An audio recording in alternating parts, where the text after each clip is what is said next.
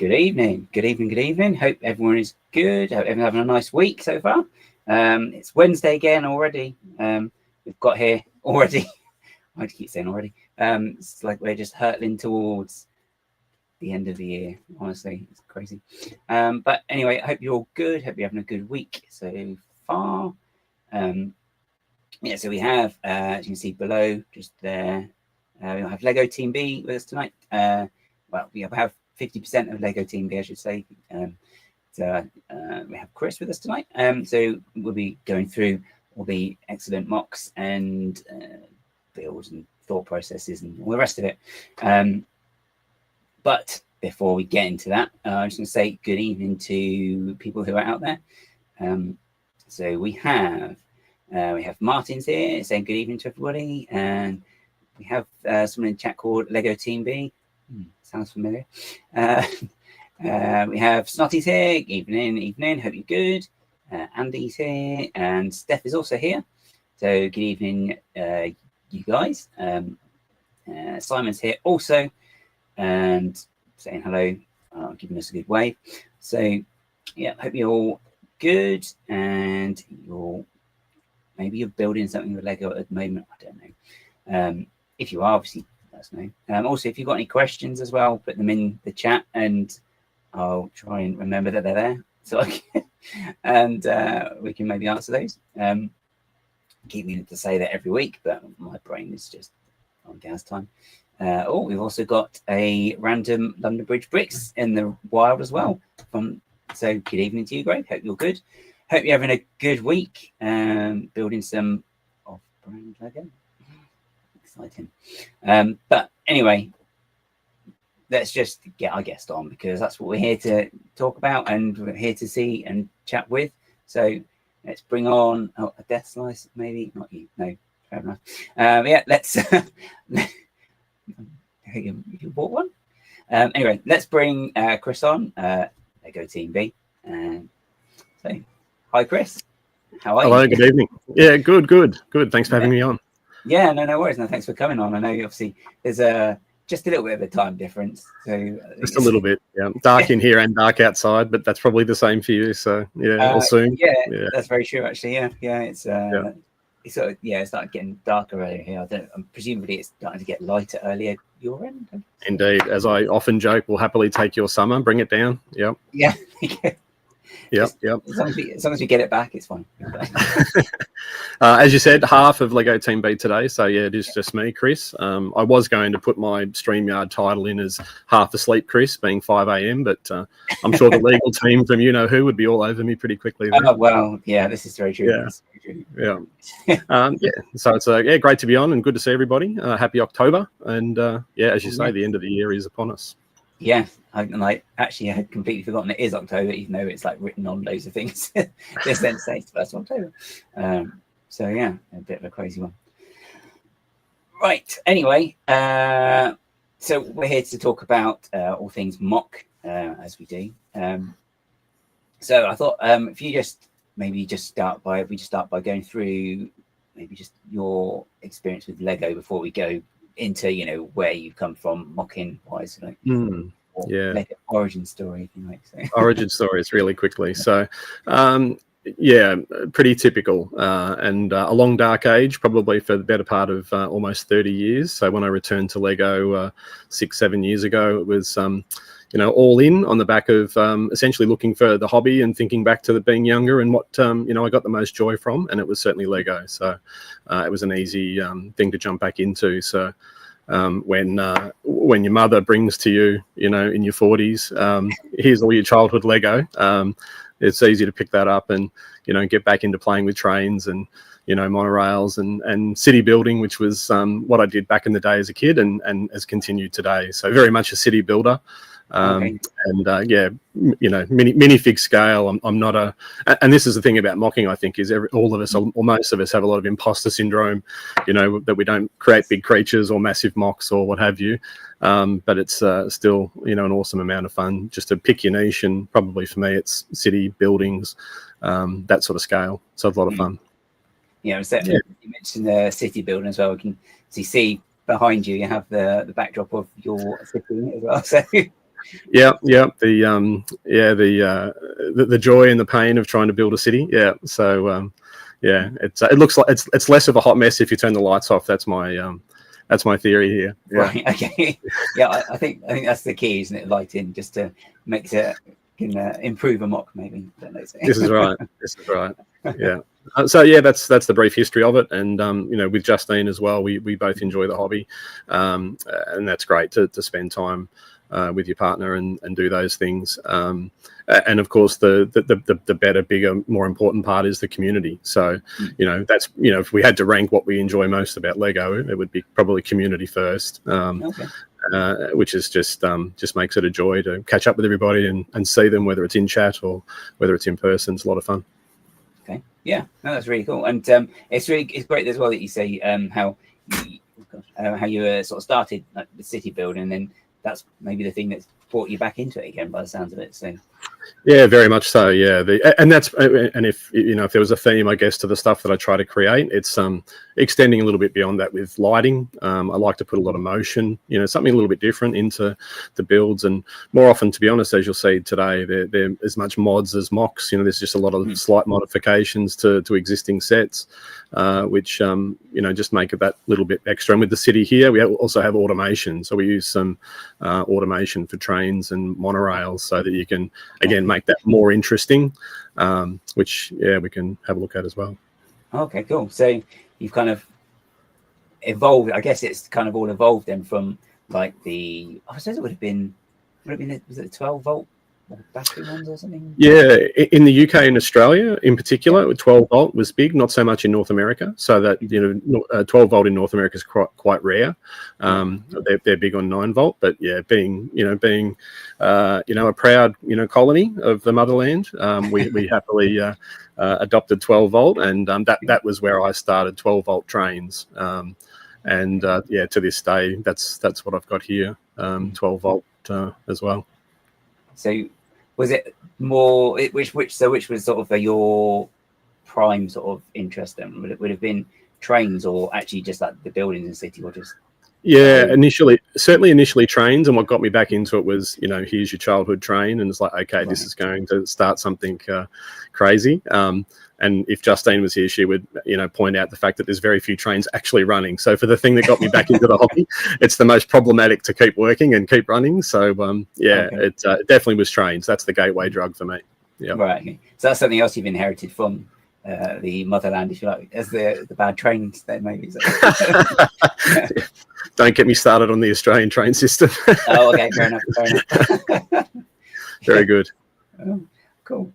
Okay, brilliant. So then I guess then by the sounds of it as well, so you had the city then, and you mentioned that you did some mods as well. So is that kind of where you would have started with mocking? Initially you would have been like, or maybe I just add, I don't know, like an extra shelter or an extra thing to this, and then yeah, 100%. And to this day, I still actually love taking a set, appreciating the limitations that the designers have, and here's a play set, predominantly, and saying, okay, how can I build that out? And like a lot of us do, put a back on it, put a roof on it, make it more of a complete building. That's a big driver. So a lot of stuff is sort of sparked by here's the creative set, here's the suggestion, the starting point, and it's like, okay, what could I do with that? So yeah, a lot of my stuff is pretty basic MOCs, I would call it, in that sense, basic, pretty simple, but a lot of fun to sort of round something out. I always try to find somewhere to put the play sets, or the motion and automation that I speak to is often just automating or putting, motion on a play feature, so that you can actually see it work without actually having to, turn the dial or, do it manually.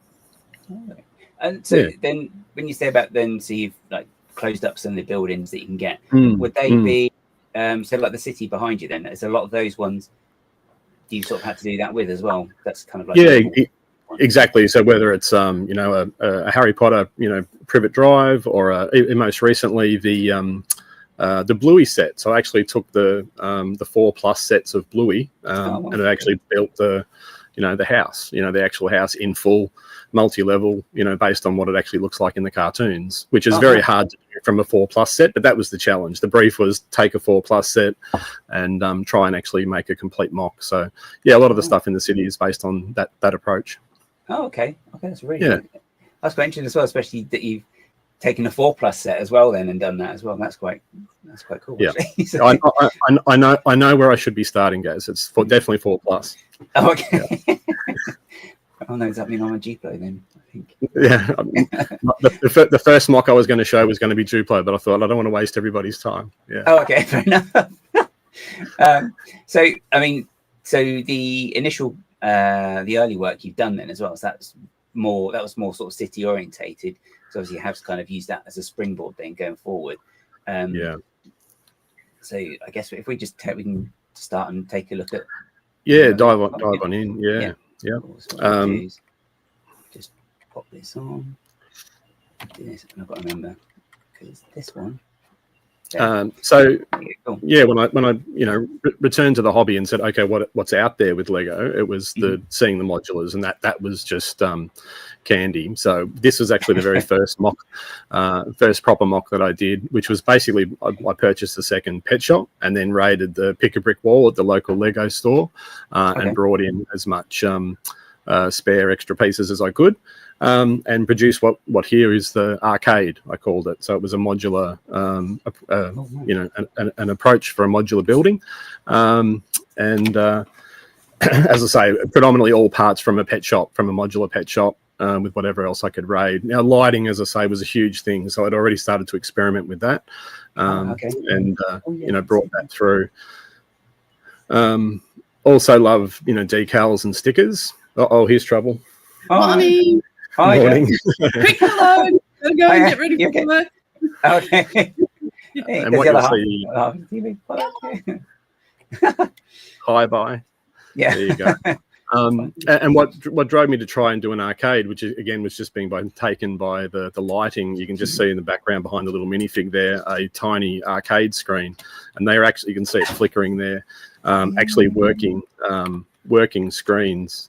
So they've got little Space Invaders. Sorry, I'll go back. Little Space Invader games. So all the actual arcade machines have actually got minifig scale games on them. Oh, wow. So again, you would never see that in the city, but it was just such a fun thing to try and do. I also was taken by doing full interiors, so love doing all the tiling and trying to really make it a complete build. So this is the second level with the various games at the arcade. To try and most of that was just internet inspiration. So it was just seeing a picture of someone having, built a billiard table, a pool table, whatever it might be. And then can I do that? Can I source the parts for that? Yeah. So just, going through various sets. This was the next mock that I'd done, which was a donut store for a real business that we have here in Melbourne, Todco. So we did this. The brief here was, can I use their colors, their logo, and can I create it in Lego? And again, just had a crack at that to build out a modular building. I called this my Cubist phase because everything I built was just a big box. It was just a big square, pretty basic. But again, loved the interiors. And here you'll see some artwork and stickers. And this was back in the day before we had, a lot of instructional videos and technique videos on how to apply stickers that, are so readily available these days. Well, yeah, very handy. Yeah. Upstairs, we put a nightclub in, so just to do different things and just try and find places to use a lot of the CMFs and the various figs as well. So, as I say, being taken by City, it was a case of where can we use the figs and actually get them into the scenes of the different builds. So, when you started doing all the mocks again, when you started doing all the mocks, then was that one of the sort of things that you wanted to do, is enhance the city with lighting, which you probably wouldn't have had. Well, you wouldn't have had when you were building like a kid and stuff. So exactly right. It was that thing of what would I do differently, or what would be extra. Yeah. So what's the point of difference, I guess, to just go a little bit beyond. And I think online I'd seen a couple of people that had lit up their builds, and it was Lego on steroids. It was just like, wow, this is sugar on top of candy at that point. So yeah, I was sold. I reached out to a few different lighting manufacturers just to understand how it worked, what it was about, and got some great advice. And I just dived on in. Yeah. Oh, excuse me, sorry. So you've done the lighting with it then. So, but when you're actually starting to come up with the idea for the MOC, then is that something then you have to sort of have to factor in when you're planning on how to put it together? So you think, well, I need some sort of access here, or I want the lights to come in from this side, so I need to. Yeah.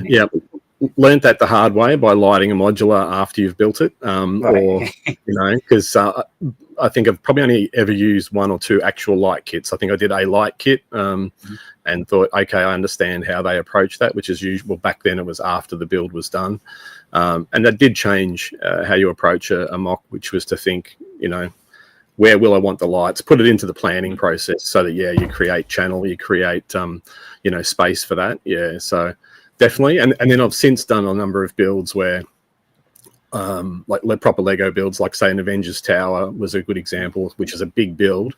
I literally mentally just walked through the instructions and put tags on the pages where I wanted to put a light, and then I actually put the lights in as I built. So that was a different approach. And there's pros and cons. It actually takes away from the build when you're actually doing that as you go. You don't get to enjoy the pure Lego build. So there's pros and cons. But I just try different things every time almost just to see, do it differently. Yeah. So it's a lot of it, I guess it's a lot of sort of trial and error then. Well, maybe not so much now that you've kind of done it a couple of times. There's no right way. Like Lego generally, there's no right way to do it. It's it almost depends on the project and what. Some lighting's really simple, a few basic lights. Others you just want to go whole hog, which is a totally different approach. This was a very old, an old build that I'd done, which was just based on trying to do something with the Lego Ideas dinosaurs. So I built a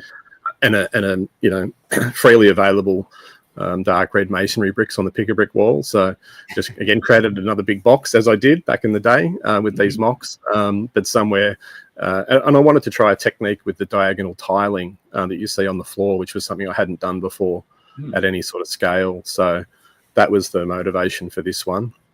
Just to do something with the museum and again lighting it up just so that it looks good in the city when the lights are off. Yeah. So is that sort of one of the things sometimes that motivates you when to do a build? You think, I really want to do something, or you've seen a technique, for example, so like the flooring here, and you've seen that and think, I'd really want to be able to use something like this in something. That's exactly right. Saw the technique online and thought, diagonal tile floor, I love that. What can I do? And it just sits there. We have a scrapyard, we call it on the not my term, but a Lego term, a scrapyard on the wall with all the shelving of half builds, ideas, a couch from a set you didn't use. So it's just a scrapyard of all the different ideas and half-baked MOCs that you're just waiting for that opportunity. And this was okay, I'm going to do a big space for these dinosaurs. That'd be the perfect opportunity to do the diagonal tiles that I'd probably been sitting on for 6 months waiting to find a reason to use it. Yeah. Oh, okay. Oh, yeah. That's quite an interesting way of doing it. So having like some, as you say, like the scrapyard, as it were, to one side, and it's kind of like. Yeah, and that's the thing. I've got lots of even just tile patterns or sidewalk patterns or color match ideas. So I've just got different bricks of different colors, saying that color combination works really well, but I just have no idea yet where I could use it. Yeah, so you sort of the scrap. You actually have to walk past the scrapyard to come into the Lego room here. So you're forced to almost. You look at it every day, and you're reminded of find an idea. Find a place for that idea. Find a place for that idea, which is a lot of fun. And so when I mean, not that there's a particular way of everyone doing it, but do you find there's one particular circumstance where you like, or you get your ideas from most? So you like some people would get when they're walking or driving or something, is it? Yeah, that's a good question. Where the inspiration comes from, I don't know, because I don't think I get enough time walking or driving or probably sleeping. I think I wake up and when I wake up, it's like, okay, I've got some ideas. So I actually have a notebook, that's, beside the bed, and I might get up and just, even if I wake up in the middle of the night, I'll just say, okay, I got some ideas. So I've got the Lego notebook for whether it's builds or content or, ways that I can give Greg a hard time. I just make copious notes of these things. Oh, okay. must be quite a full notebook then. So it's like it's not just one. Yeah, not just one. Okay, fair. Not just one. That was a museum. This was a fun build. This is my ode to Ferrari. So many years ago, I was right into F1.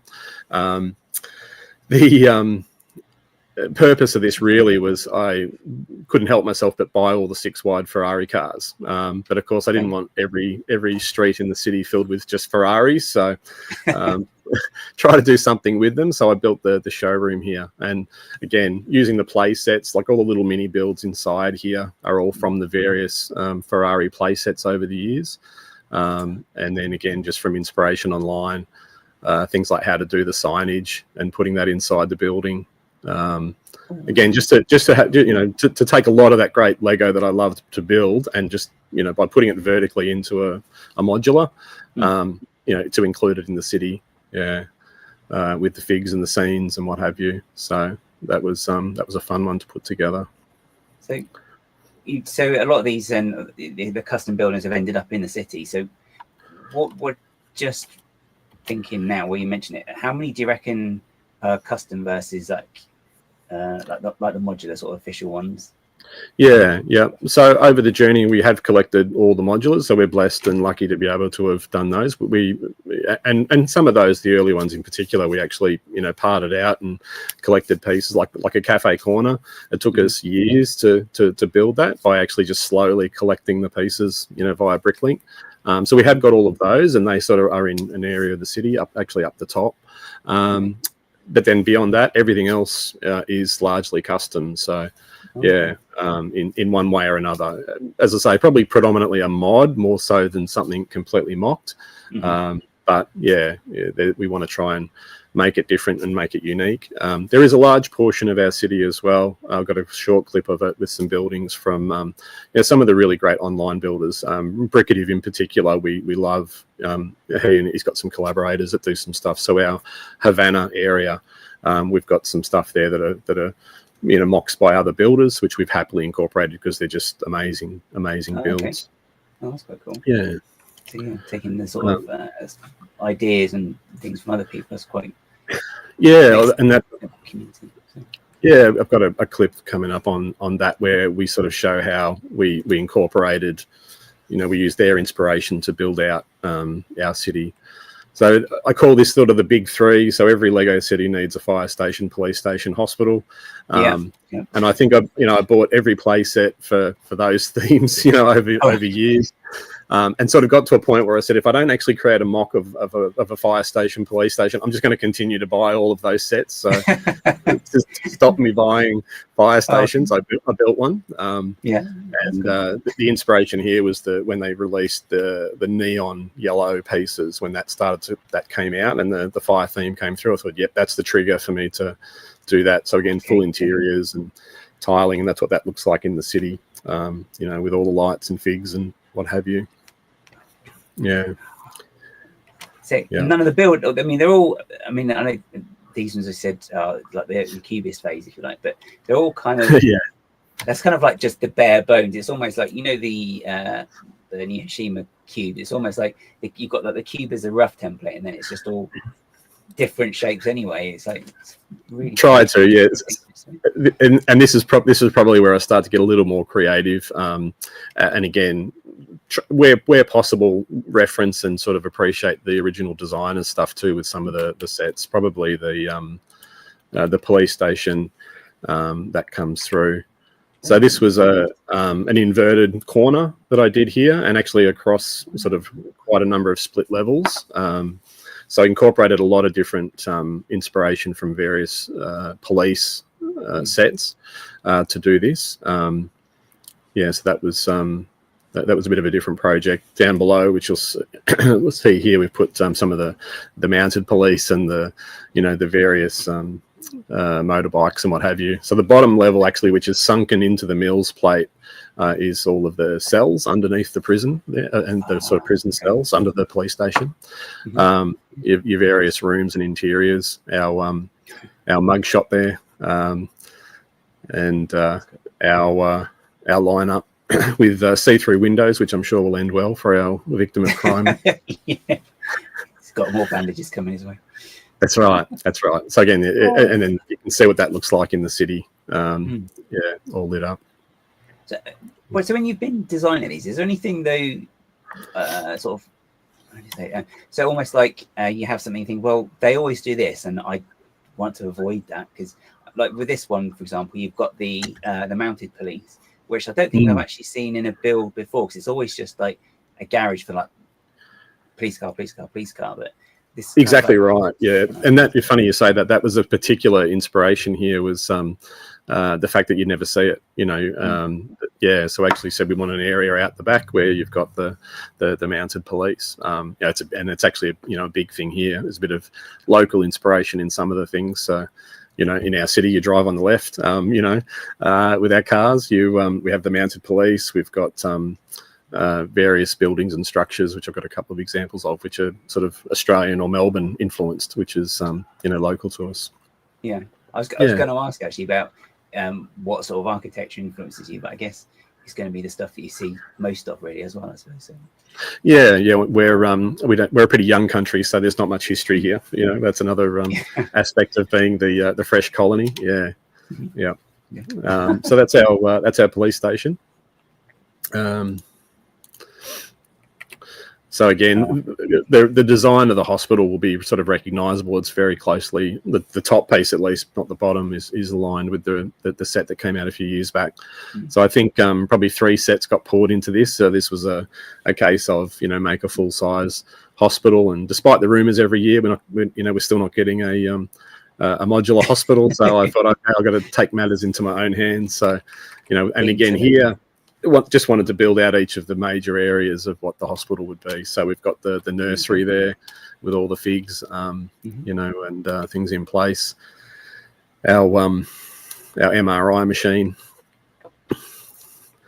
Is that the same guy from the lineup? They caught up with him maybe earlier. Yeah, that's right. A bit of continuity through the builds is good. Yeah. Our general ward there with Emmett down the bottom are not happy. Yeah. And of course, I couldn't have an X-ray without Dr. Hibbert. And no, definitely. Yeah. So that's a bit of fun there. This shows how I sort of replaced light bricks, because if anyone that knows the sets have got light bricks for the X-ray effects. So just replacing those out. And again, these are really fun to do with the various lighting, like the MRI at the top there you can see, or what have you. It's great to light those things up. It just really brings a lot more to the build. Yeah, because you can see a lot of the storytelling a lot more as well when it's lit up as well. Because I know, like, is it the LEGO Police Modular? There was a whole story thing about the donut thief or something, and it's like, you can see it when it's shut. It's like exactly, and that's probably the one thing about social and sharing stuff is just when you do a good scene or a funny thing. When I think about content creators online and what I've enjoyed the most, it's the people that have shared their stories of figs and of their cities and what have you that you would just never have seen. And in fact, I was reminded of this at a recent show here in town that we went to, where talking to the person presenting or exhibiting and having them point out their stories is just gold, because they will tell you the motivations and they will explain why a certain figure is doing something funny, and you just miss it. You just walk past so many mocks, you just miss it. This is the Home Alone, so I'll just throw this one in quickly just to show sort of that automation of the play features that I mentioned, the motorization. So custom lighting, but just looking at the fact that it was really clever what they did with the set. And automated those things. I thought with this build, the Home Alone, there was a missed opportunity with the furnace. So I actually automated that underneath. It's a pretty classic scene, I thought, from the Home Alone film. And wanted to do something with that one. So little touches, didn't change the set in any other way other than just that basement, just to add a little bit of extra something to it, bit of a missed opportunity. And in terms of automation, this is our amusement park here in the city. Again, it's largely just sets, with the exception of the Disney station. So this is one for the Disney fans, where we built out the station effectively. Again, the same design, just extended it, made it a bit bigger, and made it a complete station. where the train will run behind, and the automation that's in place. So it's all controlled, by computer to start, stop, change direction with the trains, those sort of things.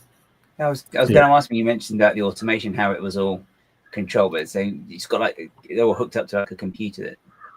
Yeah. So it's like the Arduino type stuff. We use a system called 4D Bricks, which has got some really great motorized components for monorail and for train. And you can see the example there. This is inside the station, where again we've done some custom stickers and posters and what have you, just with the Lego theming, to make that a little bit more fun and help put a bit more character into the mods that we're doing. Yeah. So where the train stops there, that's all sort of automation controlled. This is a bit of a longer delay, but shows the actual train stopping and starting by itself. So yeah, it's all programmable, and how long it waits and stops and moves is all there. Oh, wow. Yeah. So, high above the city and around, we've got the same thing here with the monorail. So the classic Lego monorail, again, all fully automated. So anyone that knows the monorails, they'll generally hit the end and just bounce back straight away. Right. Okay. Is how they move. So that means that it stops, waits, and then looks more natural. Okay. Yeah. So I know we mentioned about the lighting. Was that something that you always wanted to start or learn and then incorporate as well? Was the automation, or was that something that came a little bit later, maybe?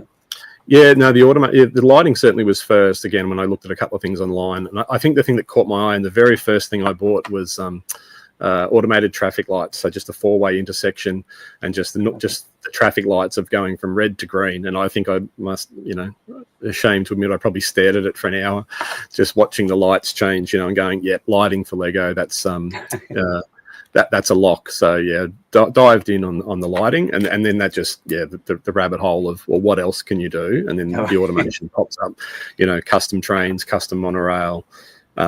It's crazy. And did you have to buy the monorail stuff especially for this, or did you have some from back in the day? A tiny bit, not very much at all. And I certainly, most of it was purchased. And I mean, all of it is secondhand. Most of it's from Europe or the UK, because it's hard to get here. So as I joked earlier, it's probably the main reason I got back into it, monorail and trains and what have you, and it's the hardest thing to keep working and running. So this is a handful of builds. These will all probably look familiar to people, where we again took play sets, wanted to create a row on our boardwalk of the city of various food outlets. So took reasonably well-known play sets and just turned them into a standardized, almost modular, almost habitat-like size. That, for example, is like the ice cream van that's been converted into an ice cream shop. So they'll all be recognizable stickers. This is the Bob's Kebabs play set from the Lego movie. Just to create little builds and bring into the city. The city diner, again, people will recognize those. So they're just like little. So that's just like you just got like a row of these. You said so, wasn't it? Just for the So created those and essentially to flesh out the boardwalk in front of our beach area. Again, wanting to essentially find a place for all these little builds that we've bought that otherwise it's like, well, they're not display pieces. How would you incorporate them in a city? And that's the finished result. And again, if I and that's we call it Banana Alley because here in Melbourne there's a tan and brick, red brick structure like this under our oldest railway stations, and it's how the stores are actually positioned. So we call this Banana Alley based on a local architectural site.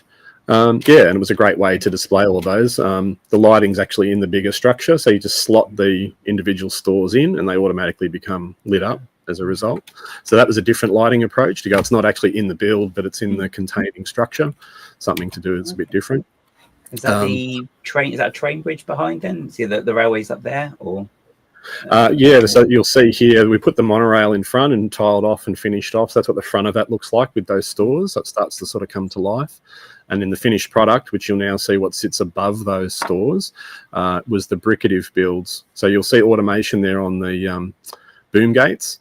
And then that whole, what we call Havana, that whole row of buildings across the top, they're all custom builds by bricative. So we put in the foundation of our stuff and then put theirs on top to create a Cuban sort of area, effectively, of our city. Oh, wow. It's a really nice effect as well with the 2 layers, and then there's like just those smaller little buildings as well. It just looks really complete when they're all together like that, and as well, it's really and it was a really different approach to go, well, here's classic Lego City stuff, but then here's a very much architectural, almost properly designed, Cuban inspired, section on top. But they work really well together. Yeah, that's really cool. I threw this one in for the Harry Potter fans. And this was the 2020 Attack the Burrow playset. And the box art really took me here because on the box art they showed the fire that would be around it. So I had a couple of work in progress shots here where I thought, how would I put fire around the actual build? So I created some channel here, did some experimentation with various trans pieces to try and come up with something that would work. And then in mapping out, the size of the build, just a couple of base plates, I used the white snot bricks there to actually say, okay, this is where I think the channels of fire would be. And then Monkey Kid came out with a new part where they had these in trans orange. So I jumped all over that, ordered those in from Hong Kong the minute the set was released. And this was the end result here where illuminated, it looked like channels of fire around the build. And this was the end result where it's with a effects board, you actually get that fire effect, that flashing. And this is all so that's not off the shelf lighting, that's like a different, so it's not like bricks or no, it's 90% of our stuff is from Brick Stuff in the US, not sponsored, but again it's designed for Lego and model lighting, and they were, I'll go as far as to say I'm pretty confident they were the first. Brick Stuff are used by Brickmania and a lot of the professional lighting people. They are also the company that sponsor New Hiroshima as well. So all those big massive builds. This was a small one just to show a bit of that, adding motion to an existing build with the Krusty Burger.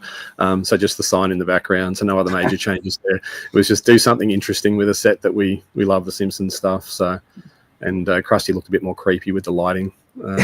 Yeah, that's with that sort of uplighting like that. That's really quite. It is. Or else. A couple of little things like that, which again just add that little bit of extra activity. So about this time last year, I think, as you know, we did a bunch with Halloweens. We did a whole bunch of builds. Love the Monster Fighter stuff. It's one of my favourite themes. So this was taking all the elements from the Scooby-Doo Mansion set, but then building a proper modular of that. I didn't bring photos of the internals, but then again, we put all the play sets from the Scooby-Doo themes in here. So the old museum set, the various, characters from the Lighthouse sets and what have you are all in there. And as I am addicted to, added some motion and lighting.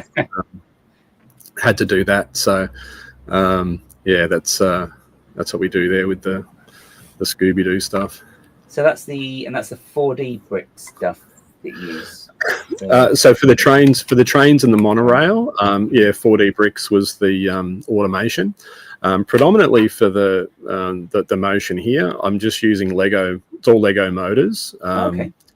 Yeah, I'm not sure, and I just grabbed a couple. I actually use the really old ones. I'm not sure. Yeah, you can see that. So they're the I think they're called the mini motors. So they're very lightweight. They're old. They stopped making them. I want to say early 2000s. Okay. And then for the things you see on top, I actually use the micro motors. These stopped being made in about 2001. Oh, wow. Okay. Yeah. So they're like 2x2, but they're actually a full motor, powered from the back.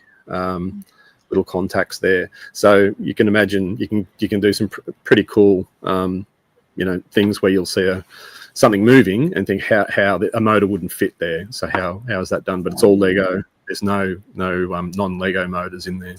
And they've stopped doing it. It's crazy. They're so good. And the crazy thing too, especially with the mini motors, is they're super quiet. Anyone that's worked with motors with Lego, they're so loud and noisy now.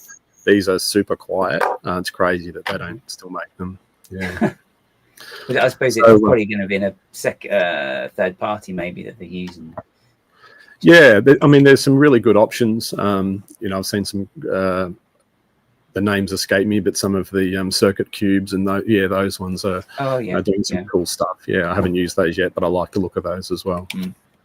Yeah, so do a bunch with the Halloween sets. We've got a big area of the city there with what we've done. And this is one of my favourites. So as I say, the Monster Fighters was a huge theme for us. I love the graveyard set as one of my favourites.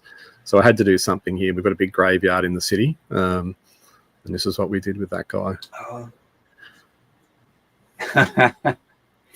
I love that, with all the lighting like that as well. And then just the coffin, like the grave opening up like that as well. It's just really simple mechanisms. So they're not overly complex, and they're just on continuous motors or anything. There's nothing super special there. No computers or anything needed for that stuff. It's nice and smooth, the actual motion though as well. You do wonder sometimes if it's going to be quite jerky, because I think it's actually at Legoland sometimes it's a little bit rougher looking actual motion. That's one of the things, the variation you can get just from moving circular motion into linear motion, whether it's with Scotch yoke mechanisms or whatever. There's at least 3 or 4 different ways that you can do it, depending on how smooth you want them. Do you want it to be an arc motion? Do you want it to be harsh? Do you want it to be smooth like that, where it slows down at the apex and what have you? There's really simple techniques that Lego does really well. Yeah. So we've got a big Ninjago area of our city, so it doesn't spare the treatment. And here, this is the Skull Sorcerer's dungeon. Again, just motorizing the play features, because love what the Lego do for the kids with the play features. So just love seeing these things tick around in the city. So whether it's figs moving up and down like that or what have you, adding in some lighting for the lava and the eyes of the skull. Yeah. So the guys on last week had a big thing about making sure there were play features in like the stuff he was planning as well. Is that something that you kind of really sort of gravitate towards as well? It's just, if you've got the play feature, you think, actually, this is really, really fun because, I don't know, you like the way something moves or one of the particular Exactly, and that's that motion thing. So when I see a Lego set and the thought's been put in to create the motion and the play feature for the kids, it's like I would like to respect that and maintain that. And if I see an opportunity to put a play feature in, or even accessibility, even though I've got a couple coming up where I wouldn't play with it per se, but to have accessibility to do it is a nice thing to add into your MOC. To sort of show that, this should be played with, this is a toy. And, if you want to open it up and show somebody the detail, heaven forbid someone's interested, you can. You can. Yeah. So, play features are fantastic. And, a lot of us say it in the community, but, there needs to be more of it. I love the 18+ stuff, but, it can get play features can get lost when that's the priority. Yeah. Oh yeah, definitely, because it's a lot of more sort of builds that are now sort of on the display end, which is great because it's something nice to look at. But I think, as you say, you are missing something, I think, without some sort of feature or action thing in there. There's a purity that gets lost. I love, like you love the displayability of the big sets. They're amazing, but there's a purity that's lost when, you say, I can't actually pick this up and play with it. Yeah. So for the Marvel stuff, I'm a big Marvel fan. Okay. So again, just trying to do something with anything, justify anything that I buy or that I pay too much money for, like a Marvel sign. So in the corner of in the corner of our Marvel area, I've done that with a couple of the sets. a number of years back, this is another example of what we were just talking about with play features and play sets. So I love the Avengers Endgame, Avengers compound sets, but they were always just a facade. So again, this as well before sort of Avengers Towers builds that came out, and just took that styling of the compound, the curved front, and built a full modular there. Hadn't put figs in actually when I took these photos, but yeah, full interiors, mostly populated with the play sets and the play features of those sets. Yeah, so with the exception there of Thanos behind the red LEDs there in the corner. So is that something else you enjoy as well, as putting the figures in and sort of creating the little stories as well? 100%, yeah. It's just that next level to create your scenes, try and do something funny, and again, just using what you've purchased and saying, yes, I've incorporated it into a scene. That it's not just sitting in a tub somewhere. That's it's either on, and we pretty much have a sort of rule. If it's not in the city or it's not being displayed or we can't incorporate it, then we actually should sell it. We should give it to somebody else who will play with it or do something with it, because yeah, that's what Lego's for. And this shows an example of accessibility. So you can see the whole side wall opens up on this one, like a door for accessibility. Yeah. So every build, every Avengers build needs a Hall of Armor there. So again, without figs at the moment.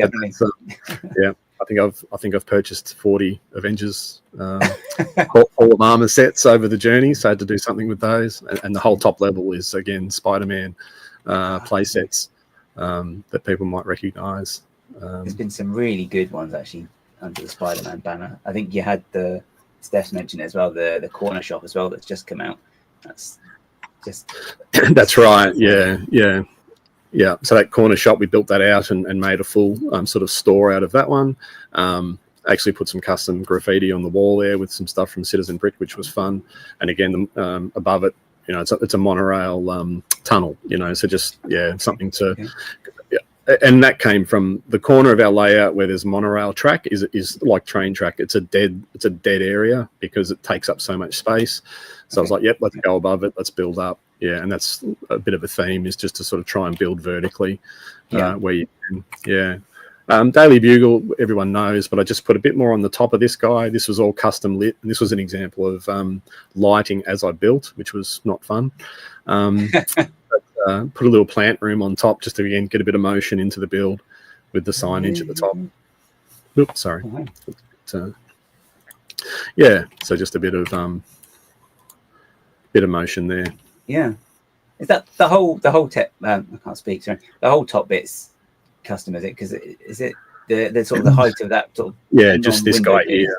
Yeah. So the motors are in just that. So it's another sort of probably 5 or 6 bricks taller than the original set, just to house the motor and the mechanism that's necessary to do that sort of motion. I'm getting in trouble because I build up. I mentioned building up, so I get in trouble. Oh, okay. It's space saving, surely, if you go up. They were supposed to do it outwards, isn't it? That's right, Justine. Gaz is exactly right. That's what they used to do, like in like Tudor times, wasn't it? They sort of built upwards and then slightly out. But that's it. Again, early on, I think, like a lot of people, when we bought modulars, we started saying, "Oh, we'll buy 2 of everything and build up." And I think we did that. We did 1, and then said, "No, this is financially and space-wise not a good thing." So we stopped that immediately. So that was the Bugle, just a bit of motion added there. The question from Greg is a great one, and this next video coming up in a second actually will help answer that. Yeah. Cool. Avengers Tower, this was a thing of an interesting one where when I saw the set was coming out, wanted to, again, do something, but could see next to the Bugle that I didn't like the size difference. So wanted to put a base on it. Getting in trouble again here. Decided to sink it down again into the mills plate, again, just to do something I hadn't done before. So sort of sink it into the mills plate. So I built a sort of foyer area there. a lower level, and then using the colors that I could see were going to come out on the set, started to build up. And this was a great way to put a lot of the play sets into the build. So again, people might recognize the the car, Tony Stark's car, and a lot of the different play set components or mini builds that were out at the time. So this was a great way to use those. So put in a couple of levels, again, lighting as I went, and I did all of this before the set actually came out, because so I was frantically trying to count studs on the promotional images to work out how big the thing was going to be, and then it just essentially sat on top. Oh wow! Okay. Yeah, so that was an interesting mod to put something at the bottom. So that's what the bottom of our Avengers Tower looks like. Because it's kind of missing like this sort of part of the build anyway, isn't it? Because it's sort of starts it's not halfway up, but because it's supposed to have like a wider sort of different sort of shape. That's right. Yeah. A lot of people have done the proper sort of, I call it film accurate versions, where it's got, I think it's like a sandstone building underneath of the base. Yeah. So yeah, that was the motivation too, to go, no, the tower doesn't just start there. There is a structure beneath it. Yeah. So that's what I wanted to do there. And again, find somewhere to put these play sets and what have you. My addiction for motion comes through again with, and that's an example of the little micro motor just sitting underneath that, which lets you do that in such a small space. Yeah. Because I suppose then people looking at it, they'll be like, oh, have you done that? What is this? You must have a motor right down the bottom. And it's like, no. Yeah. With a big axle or something. Exactly. No, it's just a tiny little motor. Yeah. And I really like the way it has been sunk in the bottom then, because it's kind of just gives you more height without building higher. Does that make sense? So yeah. You sort of go down to build up. Exactly right. Because of that was one of the decisions that I made with the city at the very beginning, which is a bit weird, was because of the motors and because of the lighting. Our mills plates are actually 2 bricks high, so they're actually double the height of a normal mills plate, and that means we can sink motors and these mechanisms actually underneath the builds without showing them above ground, basically. So that was a bit of a motivation there. So sinking in becomes easy. So I know you've seen this particular build before. This was another example of saw the set coming out, saw straight away that I didn't think it was proportionately correct. So frantically purchased a bunch of additional bricks and what have you. And again, that was hours of poring over promotional photos to count studs and work out what pieces were being used to see if I could get them in advance of the set coming out. And to Greg's question, this is my favourite character in the Marvel space is Doctor Strange.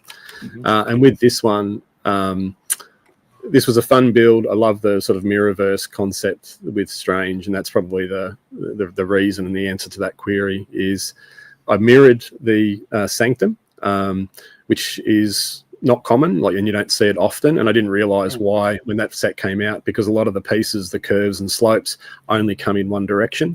So the curved roof at the top, you can't actually mirror with the set. So I actually had to improvise and substitute the actual roof and a lot of the plates in the roof as well, which aren't available either left or right. And then obviously on the right hand side is the original set bought years earlier, which I effectively thought, well, I'll mirror that in a similar style, but using the original design. And again, this was a great opportunity to incorporate the play sets. So I absolutely love the creature play set that they released as part of the Doctor Strange line. So yeah, this is... that was for the first film, wasn't it? It was just like, it's in effect just like a room. Is that one? It was a room just with a sort of almost like an archway border, and had the creature there that you could sort of play with to move the tentacles. And that room and that set is actually the internal of this build. So it actually, all of those play sets from that original wave are actually the internals. So the actual Sanctum modular clearly had its own internals, but this one didn't, and it was a great way to put all those mini builds inside a full building. Yeah. So you've kind of got free reign as well then, once you've done. So that's quite cool. Yeah, 100%. And then the back again, you can see another one of those builds bursting out the back. Lots of lighting inside, and some of those lighting effects for the portals. Yeah. Oh, no, I was going to ask something and it's just gone. I'll come back. Yeah, I don't know if you want to have a look at before we talk about the sort of the MOC stuff. That's sort of the end of the city-based stuff that I've done. Okay, you said you wanted to have a look at some other creators.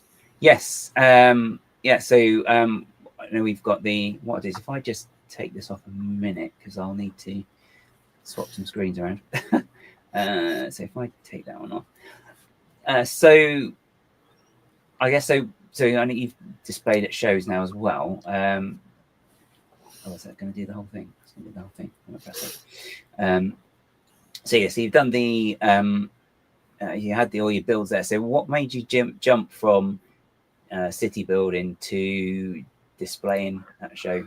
What was the it was definitely starting to get out and to see to go to the shows, and I think the appeal there is while you get a lot of satisfaction yourself doing the builds and having them here at home, when you see the joy that people get in being able to share their builds, both in terms of being a participant at the show, asking the questions and seeing that enthusiasm from the creators, it's like, okay, this is a real opportunity to share what you've done and speak to the passion that you've got for Lego. So that was a no-brainer. We went to a number of shows. We were lucky enough to get across to Chicago and Brick World in 2023, and that's like going to the main event almost globally. And when you get there and then you see something like New Hiroshima get built in front of you, you realise that there's something to shows and to doing MOCs that are just pure creativity. So, and was there anything then? Well, I mean, there were probably lots there actually. So the show Chicago, when you went there in 2023, that was so you didn't display, but you just went to just see what was there. No, just went to see, just went to get out amongst it. And again, it's been talked about a lot recently, actually, on a number of the streams, the ACOBs and the like, where people talk about the benefit or pros and cons of social. And that certainly for us is one of the biggest benefits that social in this community has been, is to promote shows. If it hadn't been for the efforts of so many, creators and content creators and promoting the shows, we probably wouldn't have even thought about it. Certainly not to travel so far at great expense. But when you see so many people, really showing you how amazing something like Chicago is, it made it an easy choice. So yeah. So was that the first sort of international one you've been to? First international one. Our local show here in Melbourne, Brickvention, is very good. It's very big. It's super impressive, and we've been for quite a few years there since getting back into the hobby, and it's always a blast. But seeing what was happening internationally was certainly very attractive. Okay. And I mean, we've got some inspiration here as well. Was there anything like when you watched, because everyone talks about the fact that LEGO Masters Australia is really, really good, and let's be honest, it is really, really cool. But was there anything on, or anyone on there as well, that made you sort of gave you a bit of a nudge as well, or to over there? For sure. And I think it was the no judgment, vast variety of MOCs, from the very small, very simple, to the most amazing, like I say, a New Hiroshima type arrangement with 60, 80 people in 8 countries and what have you. So you sort of appreciate it. There's a place for everybody, and it doesn't matter at what skill level you're at. Everyone's welcome, and it's appreciated. It'd be remiss of me not to mention that our trip in 23 was our honeymoon. So okay. Don't forget. So we've got the builder then that you picked as well. Are you able to stop sharing that your side, because it's only given me the option to kick, and I think that means it'll kick you out as well. I don't. Which is just give that a go. Cool, thank you. I thought it'd be fun, but then it's just said kick LEGO TV. So no, definitely don't want to be doing that.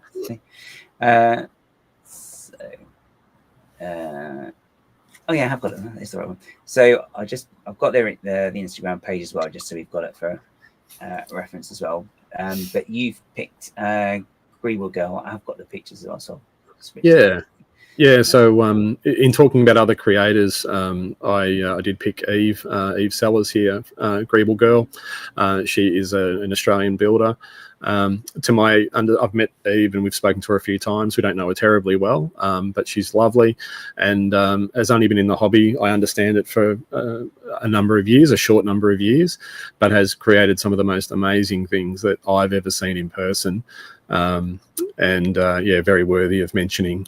So this is her build from Brickvention this year in January. It was a centerpiece in the hall. And an incredibly large build for a single builder with incredible detail. And that's probably the thing that really sort of, attracted me to this and to sort of highlighting it was just, it's almost like a new Hiroshima type build, but just a single structure, one person, and has just used the most amazing parts it's almost like there's no part that Eve can't find a way to use, that when you look at thinks, well, that's perfect, it's exactly where it should be. That's really cool. I think when you say about the new Hiroshima thing, it's like a one person new Hiroshima. Yeah, in that photo, if you look directly through the middle, you can see a little black tent in the background. That's actually the new Hiroshima stand, where off to the right, that's actually the new Hiroshima build there. Eve's build here was just off the chart amazing. Yeah. And she's done all this herself and transported it herself and then set it all up. Yeah, and she's in regional Victoria, so I would estimate at least 2 or 3 hours away from the show here. So transported this, and I think she's showing again in a week or two, again 2 or 3 hours from where she lives. So some incredible effort here to erect this. Yeah. So super detailed, lots and lots of great scenes, figs. That's certainly appealing. So many stories being told, and just the biggest variety of parts I've ever seen on a single build. Yeah, it's really, really good. And I've just noticed as well, that she's got some doors just flipped on the side to use as some of the sort of railing sort of fencing as well. Yeah, with the clips underneath. So really good, like techniques that you generally don't see, from a builder for many years potentially. So, we've, as I say, met Eva a few times over the course of a couple of years and seen a few of her builds. Then to see this thing pop out after just a few years has absolutely knocked our socks off. That is really, really cool. I love this, as you say, I love the storytelling as well, that you've got like somebody feeding some little dinosaurs over there and this one here with the drinks as well. Oh, is that and I got some cats over here as well. I can just see. I think they're the Monkey Kid ones, aren't they? They are, yeah. I can't recognise this part actually. It must be. I go bonkers because I'll see so many parts I've never seen, and sure enough, I'll go searching for it, and it's a real part, and that's where it is, and I do not know where or how Eve found it, but not only did she find it, she found a great place to put it.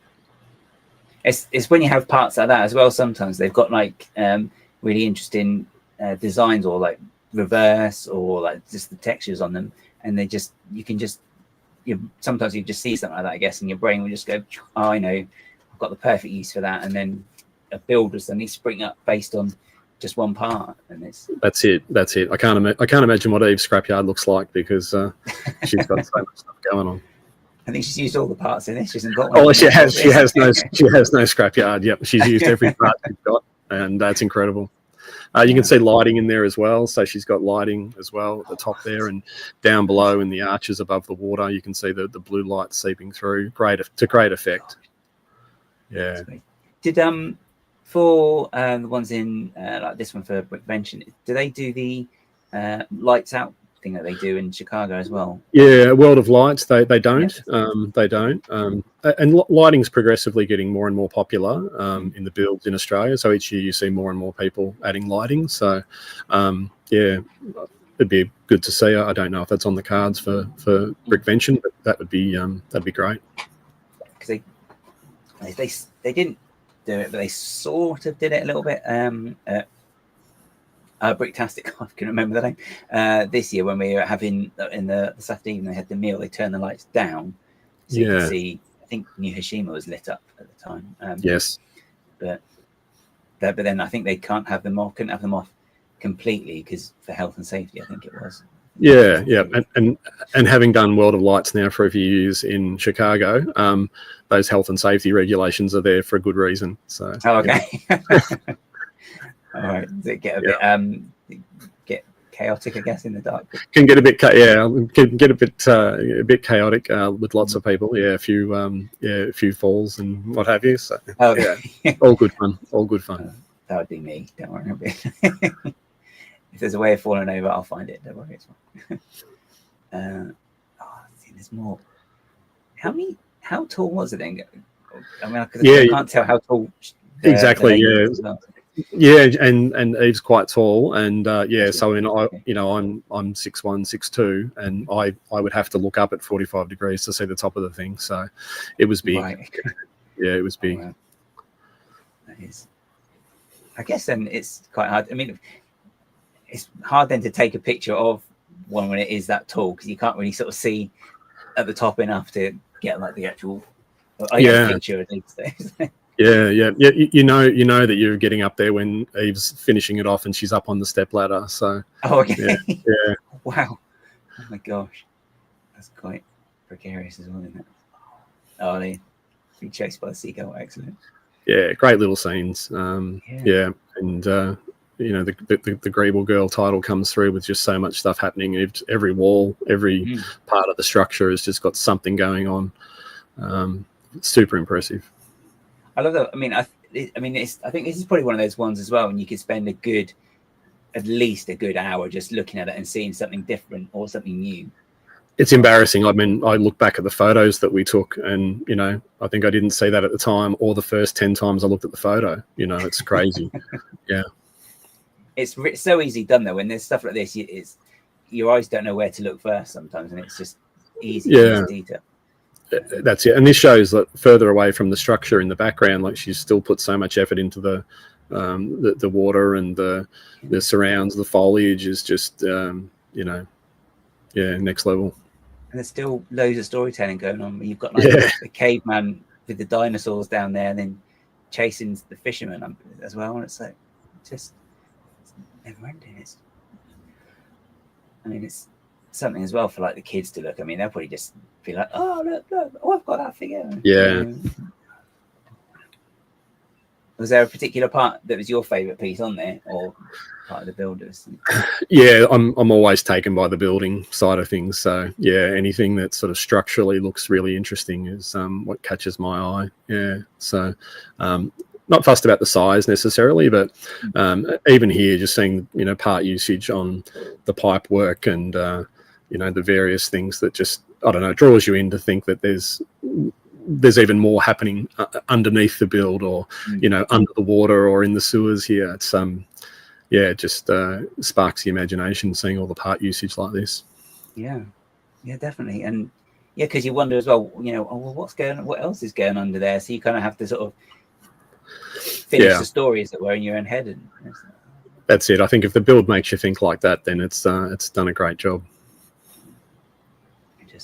All these little details as well. It's the part choice as well with the so like with this one, like I think these are from the Viking village, weren't they? And then that's it. It jumps right out at you. It's like, oh wow, Viking village pieces. They're so recognizable, but so well used here.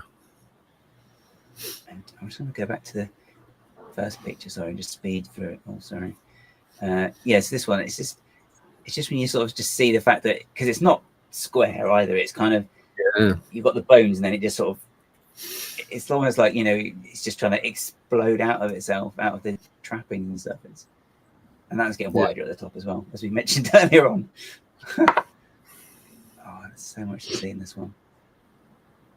This is where we go. So this was for Greeble Girl. She's on Instagram, so check her out. Yeah. Well, I mean, you can just see here. Just having a quick scroll through here as well, you can see like this train as well, with that wonderful wheel that came out, and then the garage door pieces for the tanks on the train. So yeah, very creative and amazing part usage, as you've already said as well. Super creative. Yeah, really cool. I've had a quick look. I picked one at Builder as well that I've seen this week. I've seen their stuff come up. So I've had a look for it's what are you going to say? Well, Accelerix, I think that's how you say their name, on Instagram. And it was this, because we're all about boats at the moment, obviously, with sets that have come out.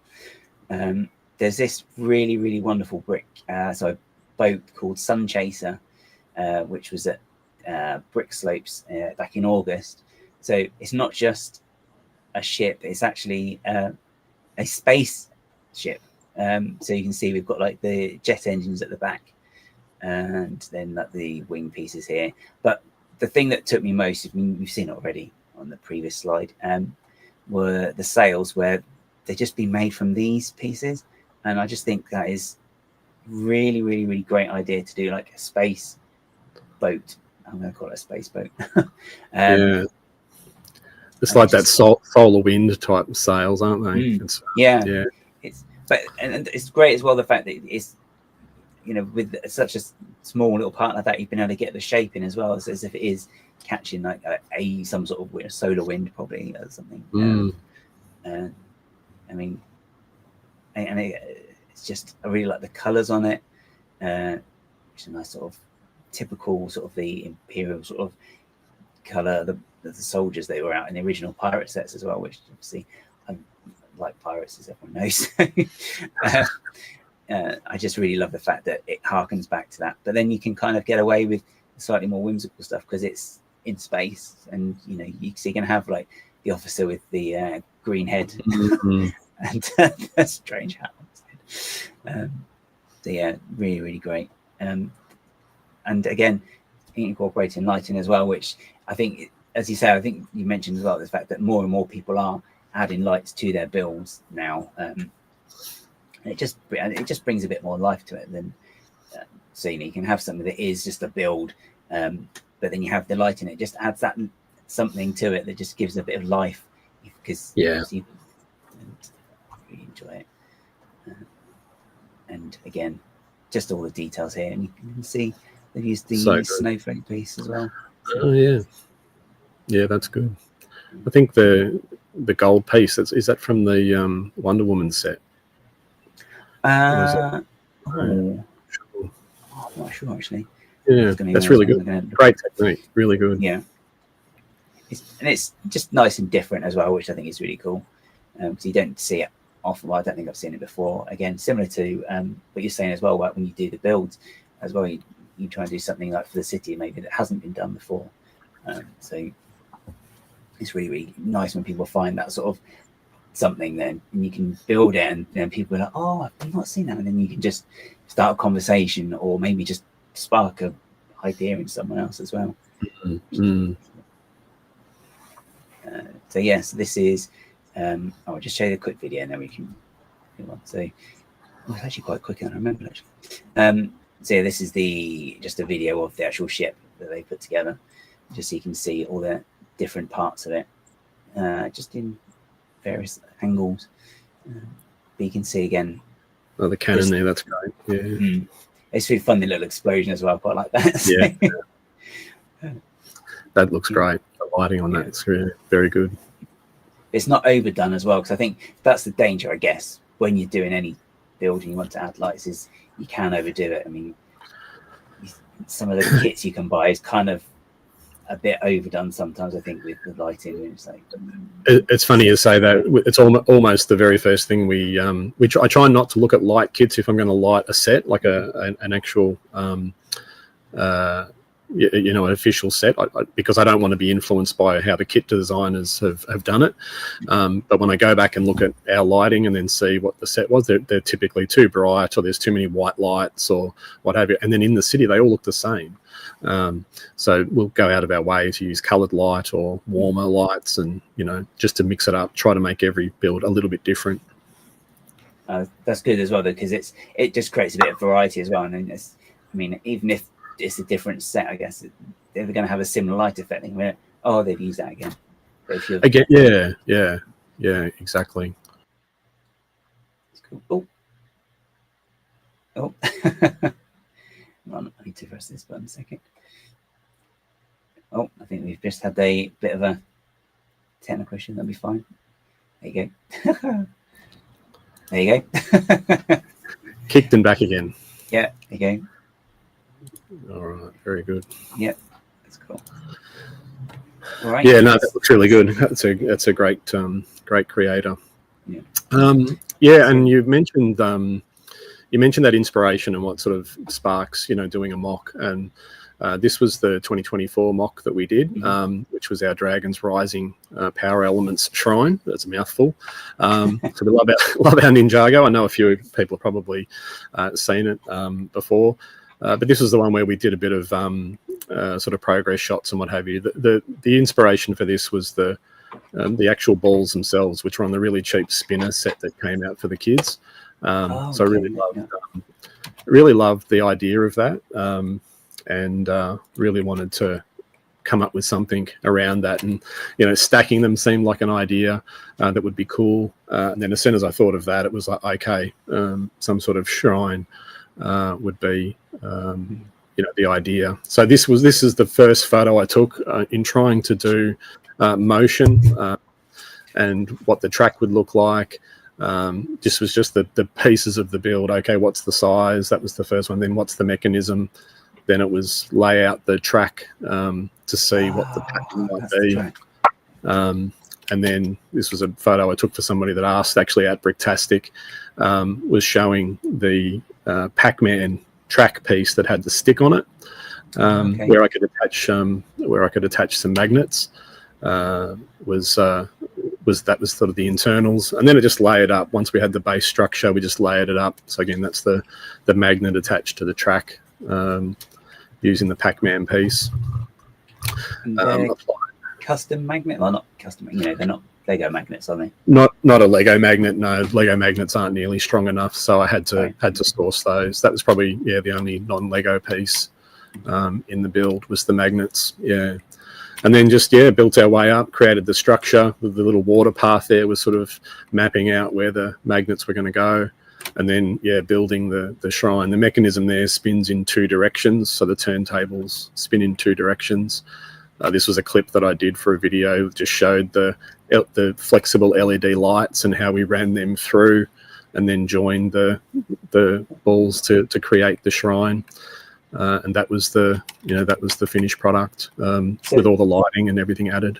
So the lights are all wide underneath, but then they turn as well, so they don't. So they don't get tangled though. The actual wires. Right? Yeah, that was the most complex part of this. So as you can sort of see behind me, the Ferris wheel here. That's obviously got lighting that also turns. So it uses a slip ring, which enables it to turn but not have the wires get tangled. So I took that idea and made it go vertically to do that here. So if you can imagine a slip ring underneath means that it can be powered and spin without actually getting tangled. Yeah. That's quite interesting. And you asked about, so that shows the motion. So it shows, you can see it's very subtle. We've got our guy on the magnet floating down the bottom, our gold minifigs turning sort of clockwise, and the balls in the middle are turning anti-clockwise. And you asked about how I packed it up, and this was just the clip that I had done on how I actually packed it to take it to Chicago. Oh, okay. So, had to break it all down. Oh, wow. Oh, it really packs down completely, didn't you? So we bought shares in a bubble wrap company, and okay. Yeah. So that was it. And then into the suitcase. So that all fit in a single suitcase. And then it was fingers crossed. And then I took some shots at the other end. So this is back in 24 in Chicago. And this is reassembling it in the hotel room before the show. Just sort of each stage of, slowly piecing it back together. It travelled reasonably well. Yeah. I was going to ask how the wires manage as well, because I know sometimes they can be quite flimsy around. They are, and I took lots of spares. I had no idea traveling halfway around the world, and that was us finished on display. Was that the first show that had been to, or did he take it to? It was, yeah. So I thought, go hard or go home. So I did that one and took it straight to Chicago. Right, okay. So there's a lot of fingers and toes crossed for that one. It travelled well over there. Didn't travel so well coming home. But that was our Power Elements shrine. So how long would it have? I mean, the actual the build thing, and people always ask you how long it takes to build, but how long did it sort of take to plan something like this? Because obviously there's a lot of motion and lighting that you would have to consider with it. Yeah, it was many months, because each different piece, it was a case of, and I probably didn't highlight it or sort of point to it, but the the spinning ball in the front here, so you can see it doesn't come through great on this particular video, but the little yellow ball there spinning as well. You can see him bouncing around there. So each different piece, deciding to do the ball at the front, the motion underneath, the dual direction spinning of the tower, were all almost like separate MOCs in themselves. It took many months and trial and error. And to be fair, it ran reasonably well at the various shows that it's been at, but could have done with hundreds of more hours of testing, to really be rock solid. So much so, I'll never do it again. I'll never put so much separate complex motion into a single build for a show ever again. It was it can get pretty stressful. Yeah, I can imagine. I mean, even just whilst you were traveling in the back of your head somewhere, you're probably thinking, "Oh, how much work am I going to have to do now?" Yeah, landing in Chicago and sitting there saying, "Okay, I've got to rebuild this thing and then get it working." It was not fun. And when it came back after Chicago, and it didn't travel well at all. It needed quite a bit of a rebuild before we went to Bricktastic. It sat there for many months. I couldn't stomach touching it because I just spent so much time on it. Oh, okay. It's you kind of do get quite close to like a MOC when you're building it, I guess when you have the prospect of having to do it all again, you think, oh god, but that was such a nightmare the first time. This one particular piece, maybe, I don't know. Exactly. When I started out, I thought, oh yeah, this will be something I put in the city and I'll keep forever and what have you. I've never had so much joy than destroying that thing. Really? When its time was done, So that was that guy. That was a lot of fun. So it's completely gone now, that one. The only thing I kept, which I was sort of most proud of, was the inspiration, which was the balls in the shrine. So we've kept that, and we'll incorporate that into our Ninjago area of the city, just that one piece, just as a bit of a sort of memory and acknowledgement of that. Yeah. That was the inspiration, and that was the favourite piece and the most technically sort of complex part. And the thing probably that got us the most sort of positive and interesting feedback was, again, nice. It's a great compliment when someone says, "Look, that's nice part usage for something that everyone's seen but doesn't really know what to do with." Yeah. But it was really sort of quite striking as well, though, because they did come in the different colours, and then because you chose to light it as well. It was. I don't think. Yeah, it's, as you say, people haven't seen it before, but I think it also is something that really makes it stand out as well for everyone to be like, "Oh, that's really interesting." And then it's one of those things, again, as we mentioned before. It's like, your kids will be like, "Oh, I've got loads of those," and then well, that's going to do. Exactly right. And it was nice too, with the magnet track sort of idea, to have a few people sort of ask how that was done. And it was great, and because we broke it down after Bricktastic this year, we took a whole bunch of photos prior, and people had given me their details to say, hey, can you tell me? So I just sent out the photos. Here's the photos of what that looked like. If that helps you do a similar build, go crazy. Really cool.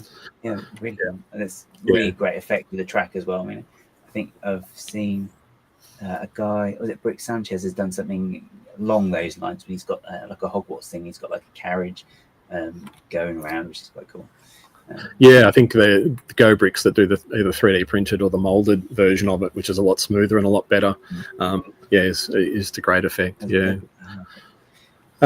So this one, it's a weird one because it's sort of back to my roots. This is our 2025 mock that we've done, and we exhibited this at Brickworld this year. That's just gone. So this was based on Lego Video, the theme. This mock was actually originally created, and these photos are from 2021, just after video came out.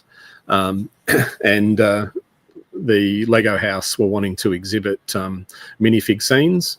So we submitted this build to the Lego house in a contest, which we were selected to have the mock shown.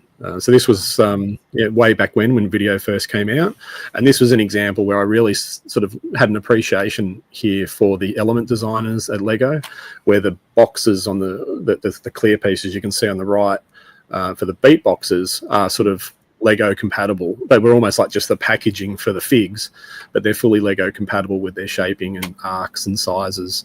So that's it there on the right in the Lego house, which was kind of cool.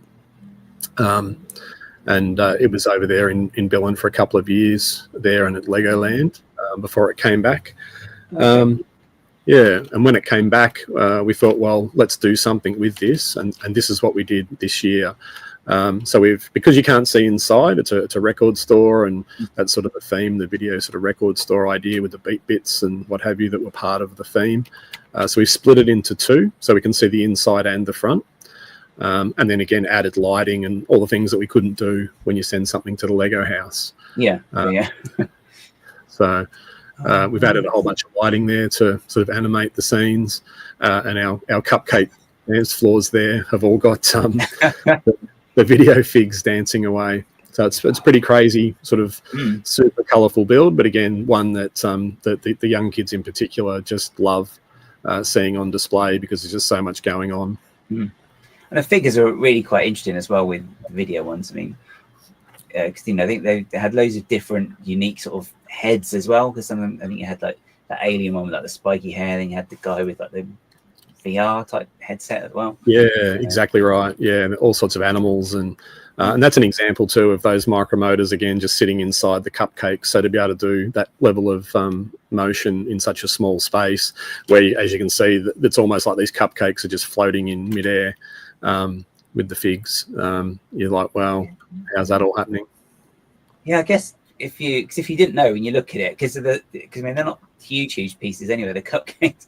It just was like, well, how have you done this? Because there's nothing. Because you expect, you'd expect to see like something underneath and maybe like an axle going up or something, and they're like, hang on, there's no axle. What's going on?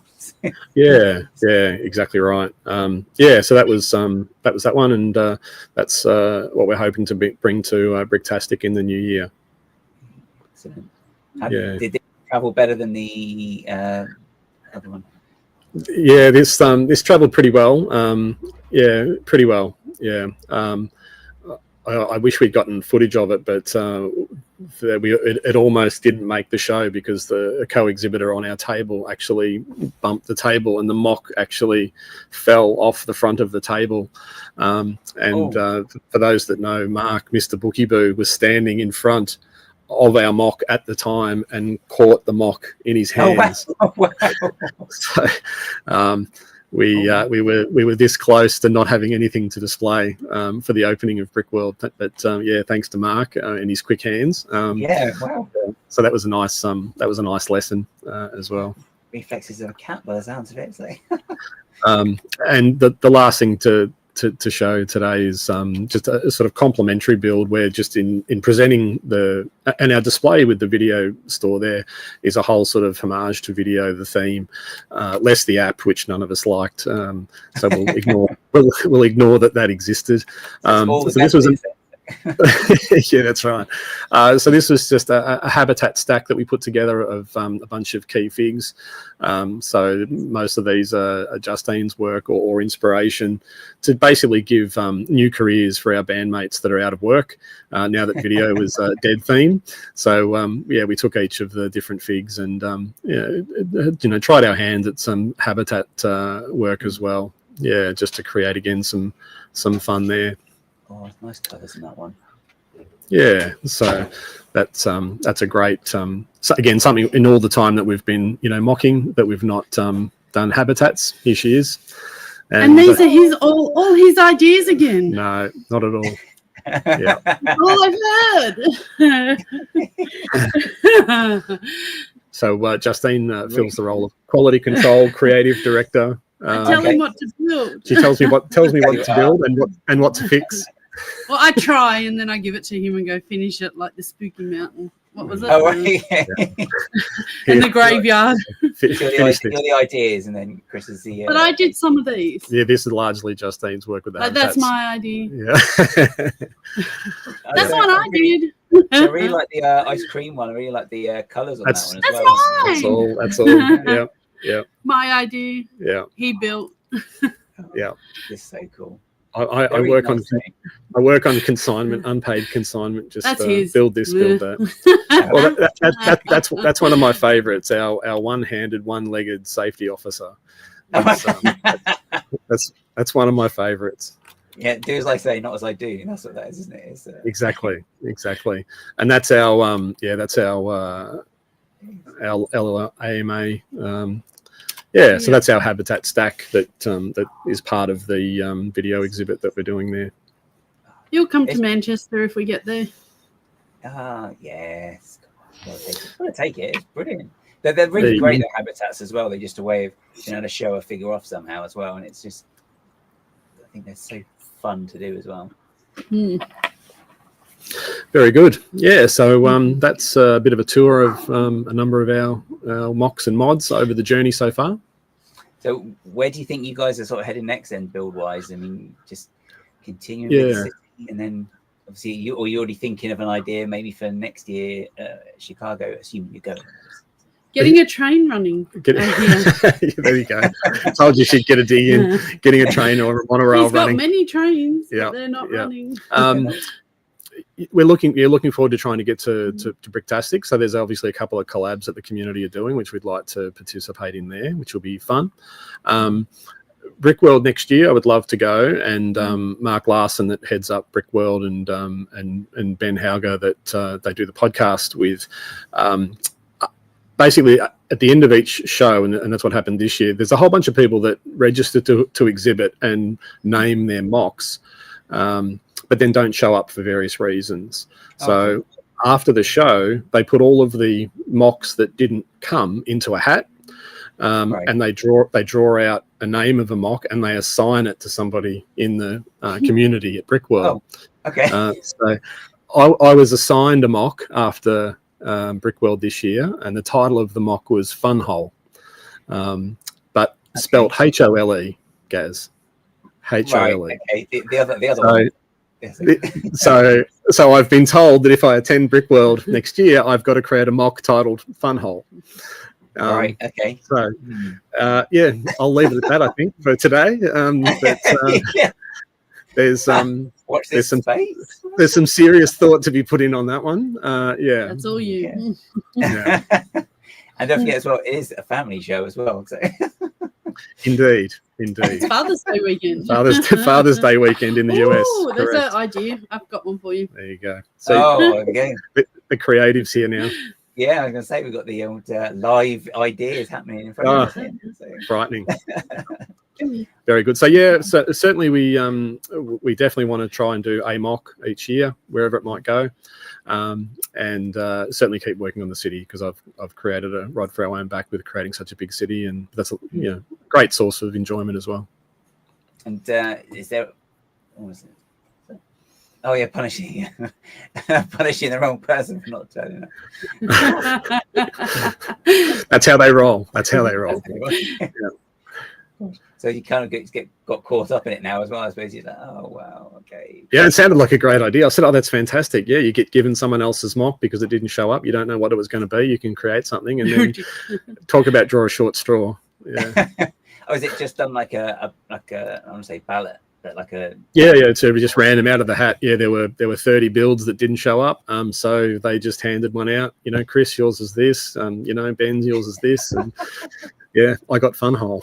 Oh, okay. So definitely stay tuned for that. I want to find out who the builder was and have a bit of a chat to them. Yeah. I suppose is that something that you would better find out quite easily, do you think? Or you probably could if you could be bothered, but no, I think Mark would know. He runs it. Yeah, they would know, but no. Yeah. No bribery, Nancy. I don't want to influence our creative vision, Gaz. No, I'm not gonna. I don't tarnish anything either. So. Ian knows what it's like. Carrie gives the ideas. That's right. Go and build this. Yeah, go do this. We're the Aussie pods. Aussie pods. And so, whilst you're here as well, then, just have you got a particular part of the city that's your favourite as well? No, not really. Maybe just my Havana area that I pulled all the parts for and built all. Yeah. Yeah, it's a nightmare pulling it, but their designs are brilliant. Yeah. Love them. I do love the amusement park, though. We've got to get back into the city. That was Bricketive, wasn't it? He said. Bricketive. Yeah. He keeps coming out with new ones. And then I'm like, the instructions. And then I have to sit and go through everything and try and find all the parts. Oh, right, okay. How many are going at the moment? About half a dozen. A few, nearly all of his buildings. All right, okay. That's really cool. So, yeah. It's really cool as well. Then you have got that sort of team dynamic as well for doing stuff as well, which is quite nice as well. So.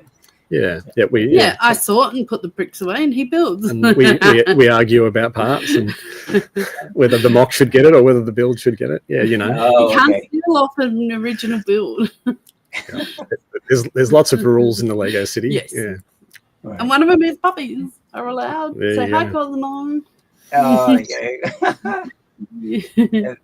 One of three. Well, they don't attack the city, though, do they? Just to check. So. No, they don't eat any of it. Our sister-in-law's dog will. He'll come over and eat them. But these ones don't. They just sit by the heater. Yeah.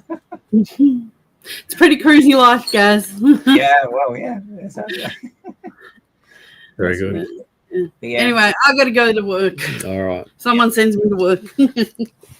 That Lego's not going to buy itself. True. See you. Take care. Bye. Greg's got a question as well. Says, as a question for the experts, when it comes to the city, should he start with the buildings, the train track, or the roads first? Yeah, 100% train track. If you are going to run a train, you have to start with that because you appreciate immediately how much real estate track takes up.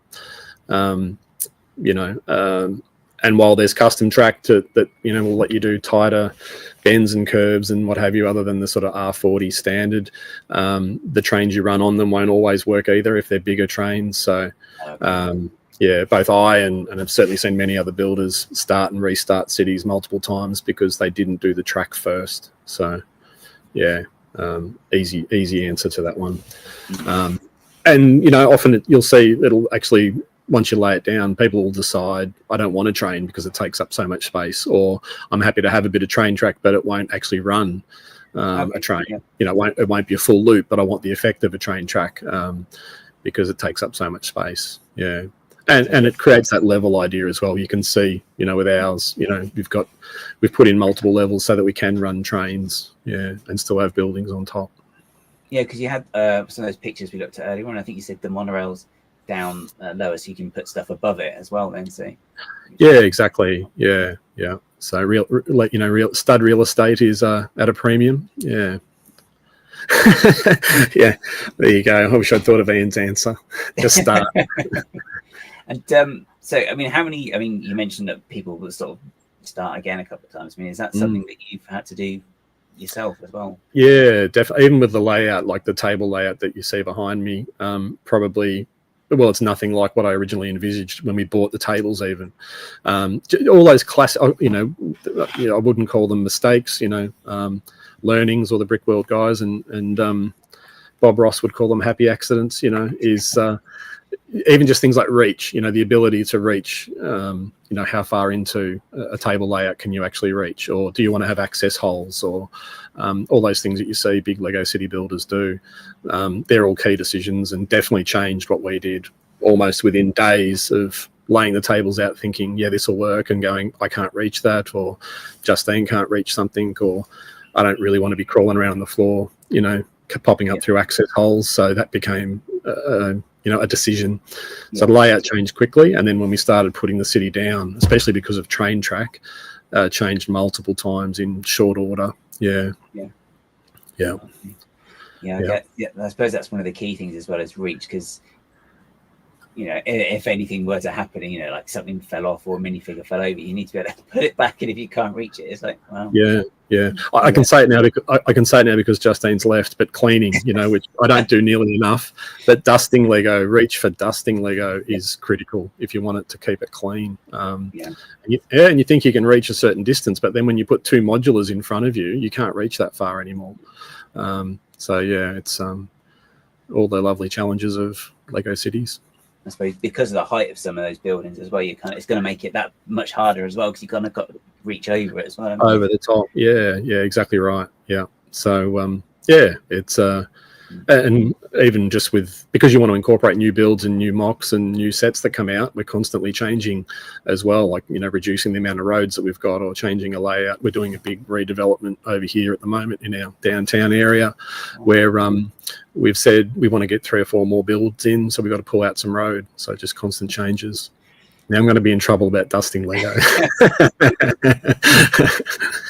I guess as well that you need to sort of you mentioned that the dusting as well. That's kind of something as well that if it was left unchecked for a while, it could affect in the running of some of the trains and stuff anyway, because it will clog up some of the wheels and stuff. In particular with the 12 volt, or the 12 volt more so probably even the 9, because of the 12 volt, it's got the top exposed metal. It oxidizes, and it's really difficult if you don't run the trains often to help keep it clean. And then clean the track. Yeah, it absolutely does. Yeah. So it's just another fact of Lego life. I really need to resubscribe to Ian's newsletter, because they are hot takes that would get me out of so much work. Yeah, he's very unique opinions, I'll say. Yeah, a fountain of knowledge, a fountain of unchecked knowledge. Yeah, that's right. So no, it's lots of good things there. The city's never finished, it's never done, and that's kind of cool too. Just that, you can change it up. And just, I suppose, one little thing as well on the city. So when a new modular comes out, because you kind of committed to getting them when they come out, do you already have like space for them, or does that mean then you've got to then just replan where they all are and move stuff around? For us, it's sort of the smallest thing you can see. So the row across the back there, that's all of the official modulars. Essentially, to date, it's been a case of I'll pull out one of my MOCs to put in a new modular, and we've just said, we'll put all of the official ones up the top. Even that's running out of space. I think we might have maybe 1 or 2 base plates of room left. So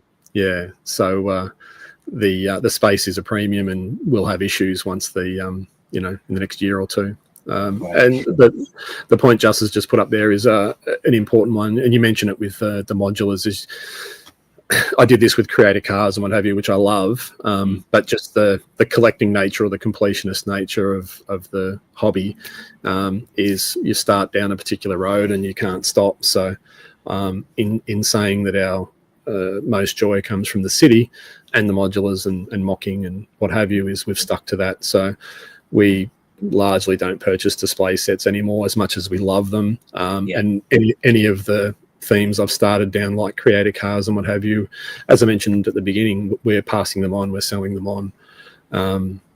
just so someone else gets some enjoyment out of them. Yeah, so great to see new ones coming out, but I can't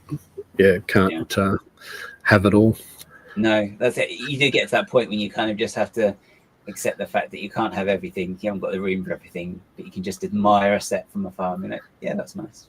Yeah, and I think for a lot of us in the community, it's a bit of a watershed moment with that, where we see some of these big sets and talk of, $1,000 this and that and what have you. Is we actually probably do have to acknowledge that we can't all have everything, and it's not Lego's fault that that they want to release more sets to engage more people that are at different stages of the hobby. Yeah, and take up a rather large amount of room. I think the Titanic is quite massive, actually. Yeah, it's very cathartic to actually break down and remove sets as much as you've enjoyed the build, enjoyed the time and what have you, and to pass it on for someone else's enjoyment and to free up that premium precious space. And Greg's asking what his favourite modular, or what your favourite modular is. Yeah, I particularly enjoyed the Boutique Hotel, probably because of the colours, the styling, the architecture. Yeah, I'm a big fan of that one. I really enjoyed that.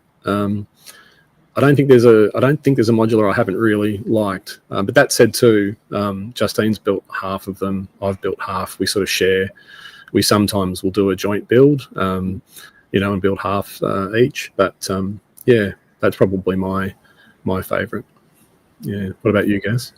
So before I got it, I used to think Assembly Square would be, but I didn't enjoy the experience of building it because I got it like second hand, and it was all in one bag. So it was a bit of a rummage fest, and it just kind of put me off a bit. So I actually quite enjoyed the museum because there's some really nice techniques in that. But I did like Tudor Corner as well. So yeah, that was good. Very much enjoyed Tudor Corner. Yeah. Nice shaping on that one as well. Yeah. Actually, talking about the modulars as well, very quickly. I know you said you've got some of the older ones as well. Do you, because you do light it up, and I think you mentioned as well that you do like to have the interiors. A lot of some of the more original modulars didn't really have much an interior. Is that kind of something you've gone back to and modded just to try and complete? Yeah, would love to, but I think with the volume of projects sort of ahead of you, you're sort of are reluctant to go back and modify those sets. Yeah, there's just so much so much on the slate that I want to do. Doing a new MOC or a new build or what have you would definitely rank higher than fleshing out a cafe corner interior. But yeah, so it'd be nice to do, and it's on the list, but there's currently 4,862 projects on the list. And it's way down the list. Right. Okay. Yeah, I mean, it's just you do get to that point, and you just have so many ideas, and it's like, oh, this is just can't stop sometimes. But. Yeah, and I'd have 3 or 4 builds or MOCs on the go at different stages, whether it's because of stalled inspiration or lack of parts or what have you. Yeah, so there's always a few things you're juggling. Yeah, and do you find that you do go back to build or MOCs as well when you sort of get to that point and you think, oh, I don't really know how to do this, and then maybe so you put it to one side and then you'll go back to it maybe when you've learned a new technique or something? Yeah, definitely so. In fact, the very first MOC idea that I had, like right back when I started in the hobby, which I still have, I've hardly progressed, and I've just got a tub of part builds and what have you. So it's many years old, and it's a build that I know I'll do one day. It's the very first MOC I thought of, but it's not even remotely underway. There's just bits and pieces and ideas. I'm just waiting for those few mystery things to come together.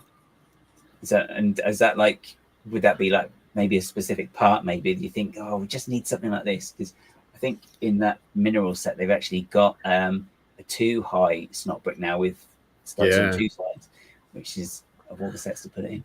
But it's you've crossed over where you see new Elementaries posts or things like that, and you say and it's the thing that gets you most excited is that new part that you realise opens up all these opportunities. Yeah.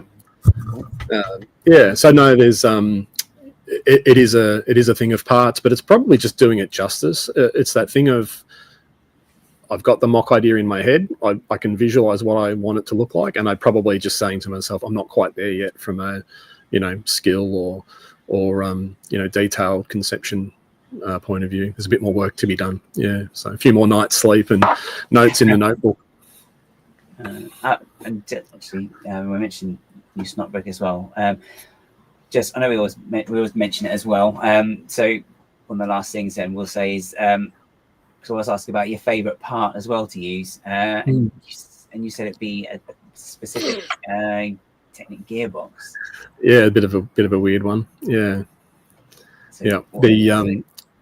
The gearbox is probably it's the number one thing that helps those motion builds. It's the thing that helps you gear down the motors and get the speeds and the variation and that flowing motion. So bit of a weird one. It's not a particular sort of traditional system part, but all the motion in all the different builds that I showed today all feature this somewhere in the build to gear down the motors and get them to the right speed that you want. Yeah. So you can fit with this. You can fit like the gears actually go into.